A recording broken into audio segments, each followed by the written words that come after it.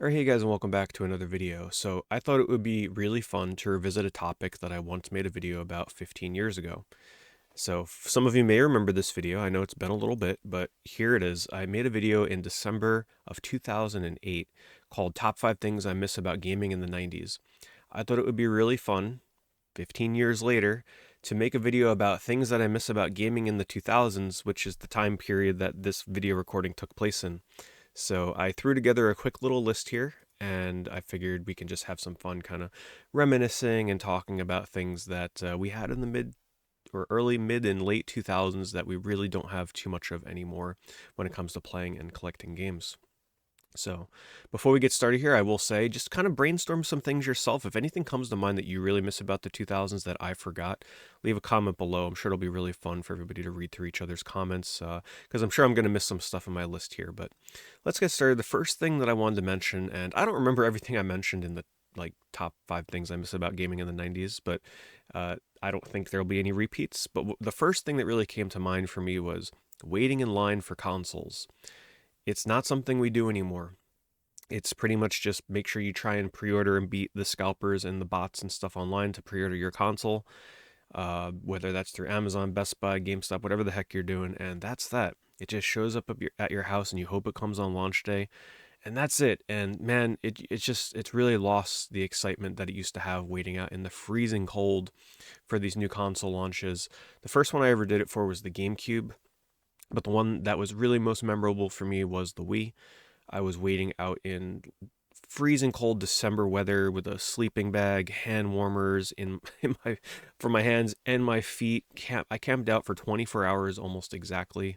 I will never forget it, and you'll really never see stuff like that ever again for console launches unless you're like kind of seeking out that experience on purpose, which I tried to capture and emulate when the Wii U came out, where I had pre-ordered the console at Best Buy, and I didn't have to show up and wait in line, but I wanted to because I felt like it was one of the last opportunities to try and capture that feeling of waiting in line for a new console release. So I went to Best Buy, having pre-ordered the console there. I knew I was going to get it, and I just went out and stood in line for a couple hours. And I know that might sound ridiculous, like why would you do that? You could just go there and pick it up. That was like the last moment that I really felt like I could try and recapture that magic of just kind of hanging out with in line, meeting strangers, talking about your favorite games, making new friends. I mean, those waiting in line was such an awesome event, and it just wasn't the same with the Wii U. It was kind of just one of the guys that was near me was like, "Yeah, listen, I'm just buying this thing to flip it." I'm like, "Oh man, this is not what it used to be." But yeah, to try and capture some of that excitement, but the Wii U launch kind of just lost it for me, and the one for Xbox One also was pretty darn uneventful. I think for that one, I just like showed up at a Walmart, or I don't even remember at the time, a Target. I think it was a Walmart. I just walked in and bought the darn thing. I mean, it was kind of lame. But yeah, that's one of the things I miss the most. Waiting in line for consoles and even game releases. Going to like midnight launches are still a thing, but they're not as crazy as they used to be. Next thing I want to talk about is handheld gaming. And some of you might be like, well, Pete, there's the Switch and there's the Steam Deck, which is, yes, that is true. But I'm talking about like the glory days of the Nintendo DS, the 3DS, the PSP, stuff like that, where we had dedicated handheld consoles that were having games made specifically for a handheld experience. Yeah, the Switch kind of fills that void, and the Steam Deck definitely can as well, but there's just something missing when it comes to having a console that is meant to be played on both your TV and handheld that it just kind of misses, the flair that those older consoles have. And I think another thing too is a lot of those games that came out on the DS, the 3DS, and the PSP, they felt like they were actually developed for short play bursts in the palm of your hand. And that isn't really the case with games that you can just play on a Switch or the Steam Deck. They're full-fledged console games in many parts. And I just love the simplicity of those games that you used to be able to buy for 20, $30, and they're meant for short play sessions, and they just kind of felt perfect. And I'm really hopeful to see what Nintendo decides to do with their next console. Maybe it kind of recaptures some of that handheld magic. We'll have to wait and see. Next up, I am referencing a list here so I don't forget the things I want to talk about. 3D platformers in the AAA space. Now, I define it this way specifically because, yes, 3D platformers still do exist. We have our Mario games, we have our Sonic games, we have, a Ratchet and Clank every once in a while, but it's not what it used to be. Now, a lot of 3D platformers are sort of relegated to having to be developed by indie developers. Sometimes a team as small as one, two, three people. They have quite a long development cycle, and of course, input from a larger team and having a higher budget is just absent in indie releases. So sometimes the more narrow focus from a smaller team can be a really good thing. Other times, you wish that it had a bunch of different people working on it. Like back in the 2000s, where we had games that had that AAA sort of pedigree, because games were not as expensive to develop back then. So, it's like games didn't have to have a development cycle of 6, 7, 8 years, because technology has advanced so far that if they want to make a AAA platformer that kind of is up to the standard of current generation consoles, it's a huge endeavor. That's why we don't really see too many like retail AAA kind of 3D platformers. I love the genre. I just wish that all the platformers that were coming out didn't have to be smaller in scale. I just wish that, hey, maybe one day we'll be graced with a new AAA style open world Jack and Daxter kind of platformer. Or just, get some brand new PlayStation IP 3D platformers. And the sad thing is, it's not going to really happen, because taking a risk with a big studio developing a 3D platformer from the ground up as something brand new. Think about Knack, right? That was sort of like one of the last examples of a brand new IP, action beat 'em up style platformer that was, good enough in their eyes to get a sequel. But I don't think we're really going to see many games like Knack going forward when the PS6 rolls around, for example. I don't think you're going to be seeing a brand new 3D platformer anymore, but I'm hopeful. And I just love my 3D platformers. The more, the better. Okay, relevance of shopping in game stores is the next point that I wanted to talk about. And what I mean by this is, have any of you walked into a brick and mortar retail store lately? Even GameStops to some degree are just so barren these days. I've been going to a lot of Targets and Walmarts over the past year or two. And I usually just pop into the game section and see what they got, and it's pretty sad. It's very void of games. There's a lot of empty slots. There's really not much of a reason to go pick up a game physically, unless there's like some kind of sale and maybe they're sold out online. I just kind of miss the time where people relied on going to an actual store to pick up a pre-order that they had, or just to go browse games. There's something kind of magical about walking into a store, no matter which one you chose, and just looking at a cover, picking up the game. Maybe it's on sale for $20 or something, and you take a shot at it. That doesn't really exist too much anymore, and especially now, a lot of the games that I'm sure a lot of you guys that watch my channel are into, the JRPGs, the weird little niche Japanese games, a lot of that stuff is kind of like you have to just buy it online, because stores don't carry it. And even if they do, like if a GameStop gets it in, they're only going to get one or two copies, and it's probably going to sell out. Or, if you didn't pre-order it, then you're kind of just out of luck. Next thing I want to talk about is the peak of Xbox Live, PlayStation Network, and I guess kind of will lump Xbox Live Arcade in there as well. What I mean by this is I really just miss the time where playing online with people was something fresh, new, and exciting. I don't think anybody forgets the first time that they ever went online with their PlayStation 2 or their Xbox 360, or heck, even your PlayStation 3. Maybe you use voice chat for the first time and you talk to other players for the first time as you're playing a video game. You developed your little, uh, groups of players that you like playing your games with. Like in my case, SOCOM, right? I developed a great bond with a lot of players that I used to play with. And then we'd migrate and move around from console to console, whether that's the original Xbox, the 360. We kind of just like moved around, played games together. And I feel like that's a lot harder to do these days. A lot of people don't even use voice chat anymore. Might be for the better these days. But back then, I mean, pretty much you can guarantee that if you had a lobby of 8 people, almost all of them would have a mic on, and they were chatting, they were having fun, meeting each other, talking for the first time. It just doesn't feel the same anymore. It kind of feels like everybody's distant, kind of doing their own thing. And I just kind of miss those glory days of online interaction and discovery with everybody, and getting excited when a brand new online shooter or racer was kind of going to launch. And the Xbox Live Arcade side of things, I also just generally miss getting excited for Xbox Live Arcade releases, those bite-sized little $5 games that sometimes had online multiplayer built in. Some of my fondest memories are playing those arcade-style games like Gauntlet and Joust and Frogger, and just having like those online connectability options with those, which, while still a thing now for sure, back then everybody was kind of just blown away that, wow, we're able to play Gauntlet online together, 4-player co-op or something over Xbox Live. There's plenty of other examples, but I just there's something missing these days. Even if a new good luck getting a good $5 game that has multiplayer anymore these days. Everything is kind of like $10, $15, $20. Even for like an arcade game port, it's kind of hard to find something, especially that you can play co-op. Yeah, I don't know, I just kind of miss it. Fewer games to keep up with is the next thing I wanted to talk about as well. And what do I mean by this? I just feel like I could definitely do an entire video on this, so I won't go over it too much, but there's just too many games to keep up with these days. Like, a lot of people ask me, they're like, Pete, what games are you looking forward to for the rest of the year for 2024? And I'm just like, listen, I have no idea, because there's so many games coming out. I see them during press conferences or events, like online events, and I'm like, oh, that looks cool. And then they like flash the release date or of like the year or the month or whatever. And I'm like, yeah, I'm going to forget about that in 2 days, but it looks cool, because there's just so much these days. I can't keep up with it. Back in the 2000s, I used to be able to actually keep up with everything that was coming out. You knew about everything, whether it was a small release of some like little RPG on the DS, or at least me, I was definitely keeping up with this stuff, and I felt like I knew everything that was either out or coming out.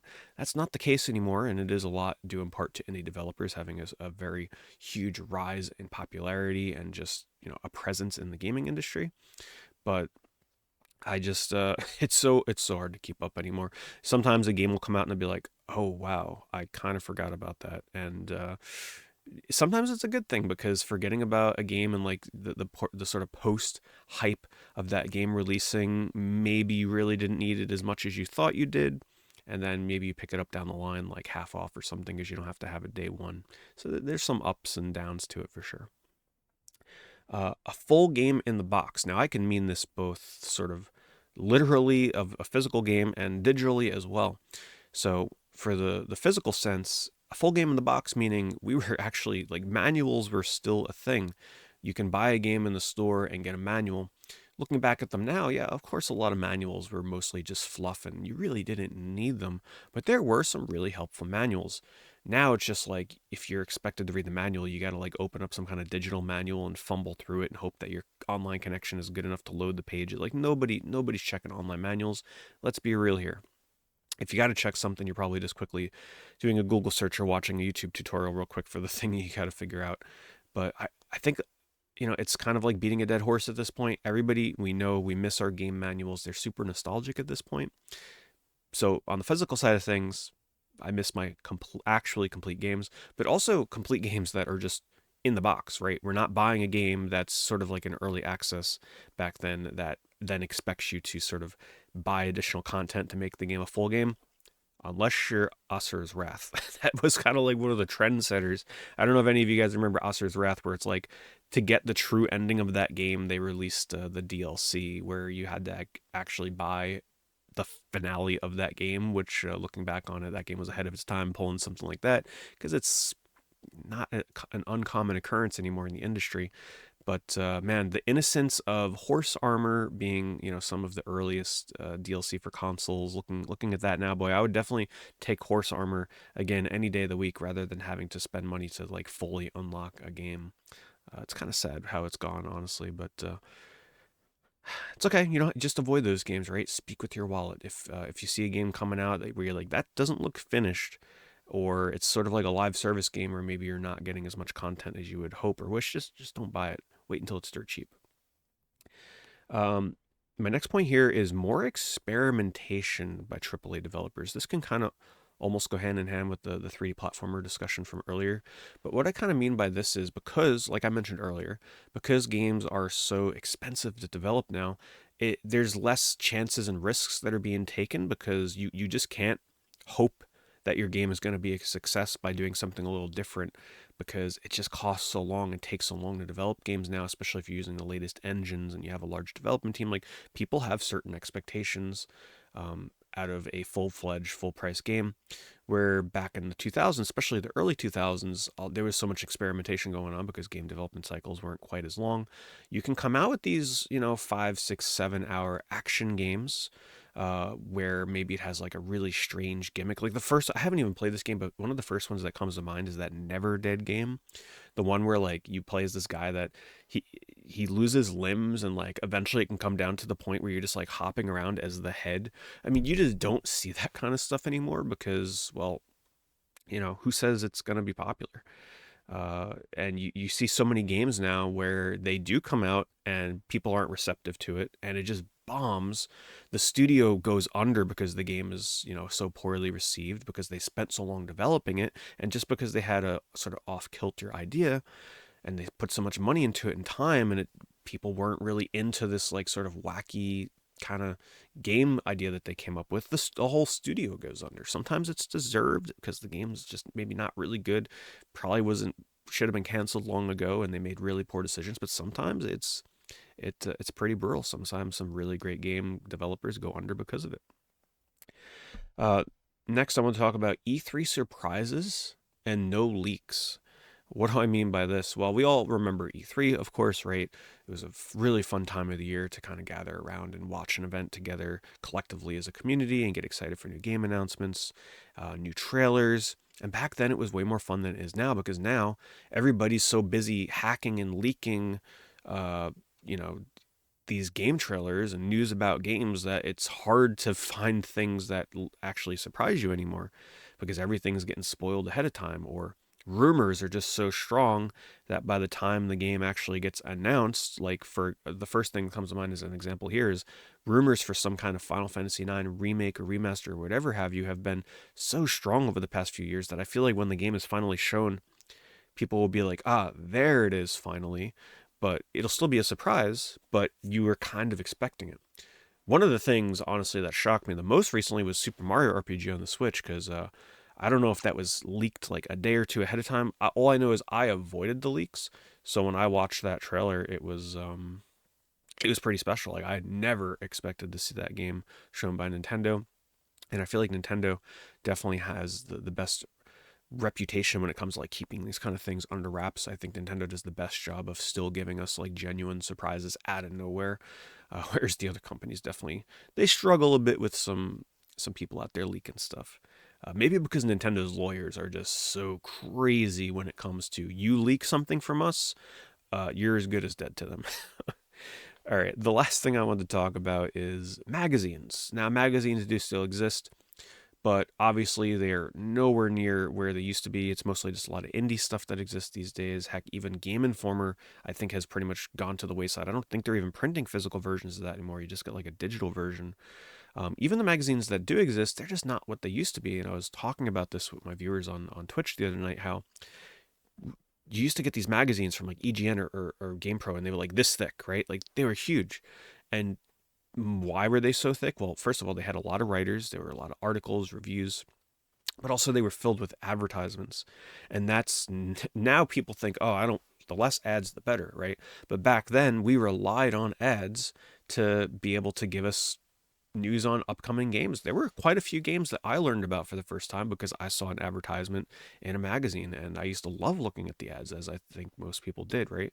Otherwise, how are you going to find out about them? Not everybody was always prowling the internet in the early days to find out about this stuff. So, magazines, I'd say it's one of the hardest things to get let go of, and it's funny. I feel like I could do a whole video on this, but the point I want to make is with video games, I feel like it's easier for us to let go, like if you ever needed to sell a game or trade a game. But magazines, for me, I have such a deep personal attachment to my personal magazines that I either bought in the store or like received in the mail.